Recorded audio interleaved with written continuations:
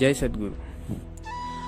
पती पत्नी या दोघांमध्येही वाद होणं स्वाभाविक असतं, पण या वादामध्ये एक विषय सामान्य असतो, तो म्हणजे अपेक्षा.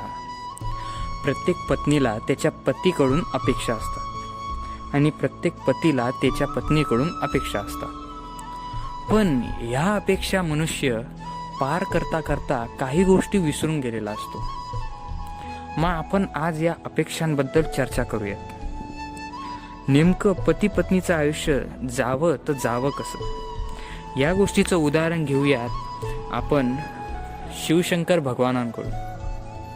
शिवशंकरांना आपण अर्धनारी नरेश्वर म्हणतो, म्हणजे त्यांच्या शिवचं आणि पार्वतीचं रूप आहे. मग त्यातून आपल्याला दिसायला काय मिळतं की तुमच्या परिवारावर आलेलं सर्व संकट हे तुम्हा दोघांना तारून न्यायचं आहे. तुमच्या परिवाराला मिळालेलं सुख, त्या सुखावर अधिकार तुमच्या दोघांचा आहे.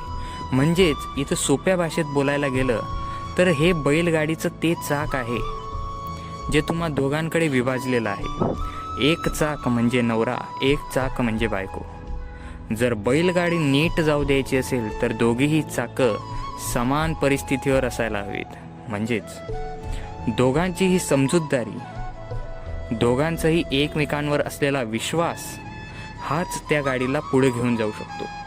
म्हणूनच का होईना पती पत्नीच्या आयुष्यात जर विश्वास कायम असेल, जर विश्वासाची दोरी मजबूत असेल, तर ते संसाराचं गाडं आरामशीर पुढे जाऊ शकेल. म्हणूनच मित्र हो, अपेक्षा यापेक्षाही मोठा शब्द जर कोणता असेल तर तो आहे विश्वास. म्हणून तुमच्या नात्यात असलेला विश्वास हा तुमचा संसार पुढे घेऊन जातोय. म्हणून नात्यात काही दुसरं नसेल असेल, पण विश्वास मात्र नक्की असायला हवा. मित्र हो, भेटूयात पुढच्या व्हिडिओमध्ये अशाच एका नवीन आशय व आक्षेपासोबत. तोपर्यंत जय जय रघुवीर समर्थ.